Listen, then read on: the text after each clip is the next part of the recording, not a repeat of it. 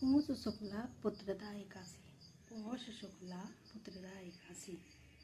धर्मराज युधिष्ठिर श्री कृष्ण जी से बोले कि हे भगवान, अब आप पौष शुक्ला एकादशी की कथा सुनाइए। श्री कृष्ण जी बोले, हे धर्मराज, जिसके करने से अनेकों जन्मों के पाप नष्ट होकर पुत्रादि की प्राप्ति होती है, ऐसे महात्मा को ध्यान लगाकर सुनो। काम, क्रोध, लोभ और अभिमान का त्याग कर फूल आदि से पूजा करनी चाहिए।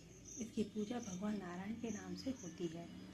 दक्षिण प्रदेश में भद्रावती नामक नगरी में सुकेतु नामक एक धर्मात्मा राजा राज्य करता था।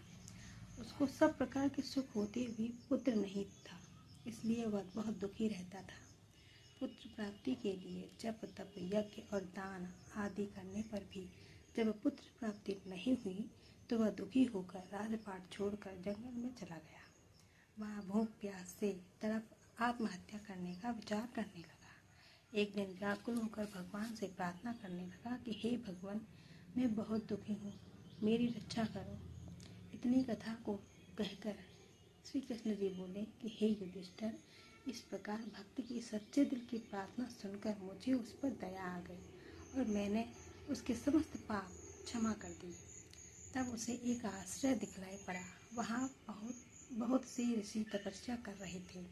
राजा ने उन सबको प्रणाम किया। तब ऋषियों ने आशीर्वाद दिया कि हे राजन, तुम्हारी जो मनोकामना है वे सब भगवान की कृपा से पूरी हो गई। हे धर्मराज, मुनियों के आशीर्वाद देने पर राजा ने निवेदन किया कि हे मुनीश्वरों, यदि आप मुझ पर प्रसन्न हैं तो कृपा कर ऐसा वर दीजिए जिससे मुझे श्रेष्ठ पुत्र प्राप्त हो। राजा की इच्छा जानकर ऋषियों ने कहा कि हे राजन, तुम विधि से पुत्रदा एकादशी का व्रत करना, जिससे तुम्हें पुत्र प्राप्त होगा। हे धर्मराज, ऋषियों की आज्ञा से राजा ने पुत्रदा एकादशी का विधि पूर्वक पूजन व व्रत किया, जिससे उसके धर्मात्मा सदाचारी बेटा उत्पन्न हुआ और राजा अंत समय मोक्ष को प्राप्त हुआ। इस दिन नारायण की पूजा की जाती है तथा गाय के दूध का सागर लिया जाता है।